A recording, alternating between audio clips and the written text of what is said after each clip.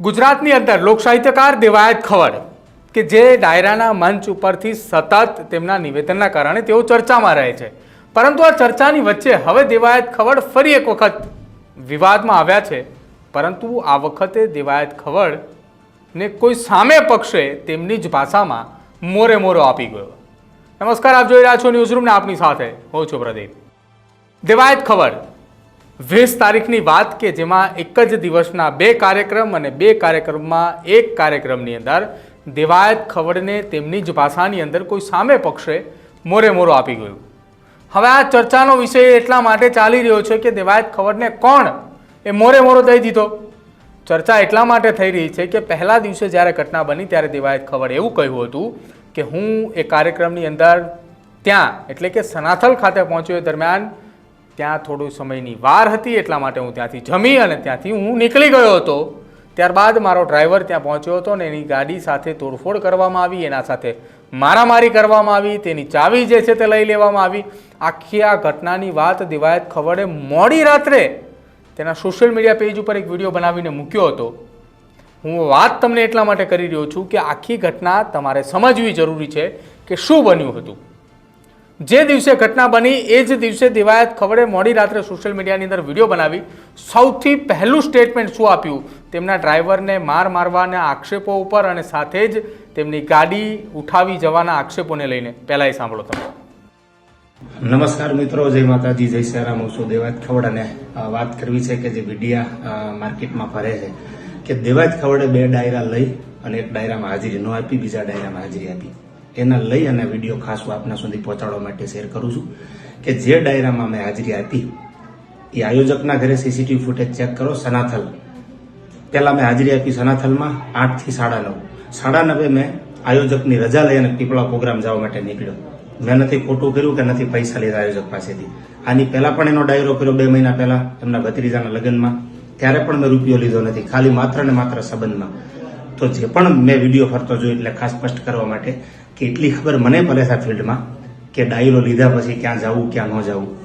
એટલા માટે સ્પષ્ટ કરું છું કે એક પણ રૂપિયો લીધા વગર સંબંધ જાળવવા કાર્યક્રમમાં મેં હાજરી આપી છે. છતાં પણ જો કોઈને એમ થતું હોય કે હાજરી નથી આપી તો એ વાત બહુ બિલકુલ ખોટી છે. જે પણ મિત્રો જે પણ વિડીયો વાયરલ કરે તો એને ખાસ નોંધ લેવી કે પહેલાં જાણી જોઈ અને વાત સાચી શું છે એ પબ્લિક સુધી મૂકવા નમ્ર વિનંતી. આજ પણ એમના ફાર્મ હાઉસના વિડીયો કે સીસીટીવી ચેક કરો જેમાં 8 થી 9:30ની મારી હાજરી છે અને રજા લીધા પછી આયોજકની પીપળા પ્રોગ્રામમાં જવા માટે ડાયરામાં નીકળ્યો છું. આ વાતની ખાસ નોંધ લઈ. જય શ્રી રામ. તો આ નિવેદન હતું દેવાયત ખવડનું. હવે આખા આ મામલાની અંદર દેવાયત ખવડના ડ્રાઈવર કે જેમને પોલીસ ફરિયાદ માટે સનાથલ પોલીસ સ્ટેશન એટલે કે સનાથલ પોલીસ ચોકી ગયા હતા, ત્યાંથી તેઓ ચાંગોદર પોલીસ મથકે ગયા અને આખી આ ઘટના સંદર્ભે તેમને એક અરજી આપી.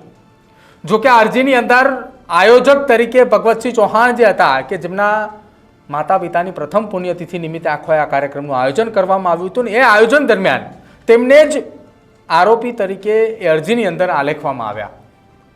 હવે દેવાયત ખવડે જે તેના ડ્રાઈવરે અરજી આપી હતી કે જેની અંદર તેમણે એમ કહ્યું હતું કે ભગવતસિંહ ચૌહાણ જે છે તેને હુમલો કર્યો, તેની ગાડીના કાચના તોડફોડ કરવામાં આવી, આખી આ ઘટના તેમને કહી. પરંતુ જ્યારે અમે એટલે કે ન્યૂઝરૂમની ટીમે ભગવતસિંહ ચૌહાણનો સંપર્ક કર્યો ત્યારે તેમણે અમને એક એક્સક્લુઝિવ વિડીયો આપ્યો. એક્સક્લુઝિવ વિડીયો એ આપ્યો કે જે દેવાયત ખવડ પહેલેથી જ ના પાડતા હતા કે 2 ડાયરાના કાર્યક્રમ કેમ લેવામાં આવે, 2 ડાયરાના કોઈ કાર્યક્રમો જ ના હોય, આવી બધી ચર્ચાઓ થઈ હતી. પરંતુ હવે જે વિડીયો એ ભગવતસિંહ ચૌહાણે આપ્યો જેની અંદર દેવાયત ખવડ કહી રહ્યા છે કે હું દેવાયત ખવડ એ મારા મિત્ર સનાથલ ગામના વતની ભગવતસિંહ ચૌહાણ કે જેમના માતા પિતાની પ્રથમ પુણ્યતિથિ નિમિત્તે હું ત્યાં આવી રહ્યો છું અને એક લોક સાહિત્યકાર જે છે આપણે સૌ સાથે મળીને સૌ તેમની આત્માને શાંતિ મળે તેમ માટેની પ્રથમ પુણ્યતિથિ નિમિત્તે આપણે સૌ પ્રાર્થના કરીએ. સૌ મારા ચાહક મિત્રોને આમંત્રણ આપું છું કે તમે લોકો ડાયરામાં આવો. આ પ્રકારનો વિડીયો ભગવતસિંહ ચૌહાણે એ ન્યૂઝરૂમને આપ્યો. હવે તમે એ વિડીયો સાંભળો કે જેમાં દેવાયત ખવડે તમામ લોકોને આમંત્રણ આપી રહ્યા છે, કહી રહ્યા છે કે હું પણ ત્યાં આવી રહ્યો છું.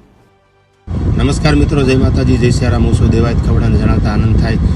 તારીખ 20/2/2025ના રોજ આવું છું સનાથલ મુકામે રાત્રે 9 કલાકે. મારા પરમસ્નેહ મિત્ર ભગવતસિંહ કાનજીબા ચૌહાણ એટલે કાનજીબા મહારાજની પ્રથમ પૂર્ણતિથિ શબ્દોની શ્રદ્ધાંજલિ દેવા માટે હું આવું છું. તો બધાને ભાવભર્યું આમંત્રણ પાઠવું છું.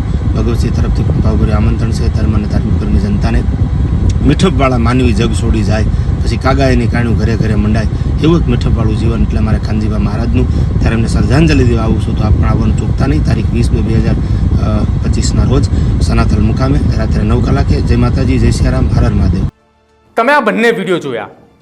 આ બંને વિડીયોની અંદરથી એક તરફ દેવાયત ખવડે એ આયોજકની ઉપર આક્ષેપ લગાવી રહ્યા છે કે તેમને મારી ગાડીના કાચ ફોડી નાખ્યા, મારા ડ્રાઈવરને મારવામાં આવ્યો, ગાડીની અંદર પડેલા એ 5 લાખની રોકડ પણ લઈ જવામાં આવી. આ પ્રકારના ગંભીર આક્ષેપો લગાવ્યા. અને બીજા વિડીયોની અંદર દેવાયત ખવડ એ તેમને આમંત્રણ એટલે કે તેમના ચાહકોને આમંત્રણ આપતા હતા કે તેઓ સનાથલના એક કાર્યક્રમની અંદર આવી રહ્યા છે. હવે આ બંને નિવેદનને તમે કઈ રીતે જુઓ છો? એક તો એક જ દિવસની અંદર 2 કાર્યક્રમો લેવા, બંને કાર્યક્રમો લીધા બાદ વિવાદ થવો, અને વિવાદ બાદ આખી આ ઘટનામાં મામલો ત્યાં સુધી પહોંચી ચૂક્યો કે હવે બંને પક્ષે સામસામે પોલીસ ફરિયાદ થઈ છે.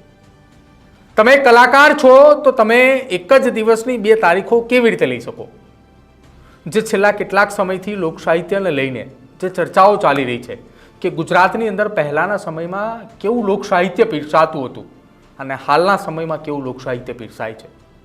પહેલાં લોક સાહિત્યકાર એ મંચ ઉપર જ્યારે ચડતા ત્યારે મંચ ઉપરથી માત્ર ને માત્ર એ સાહિત્યની વાતો થતી હતી, એવી વાતો થતી હતી કે જ્યાં સામે બેઠેલા એ તમામ શ્રોતાઓ એ તેમને માત્ર ને માત્ર સાંભળતા હતા.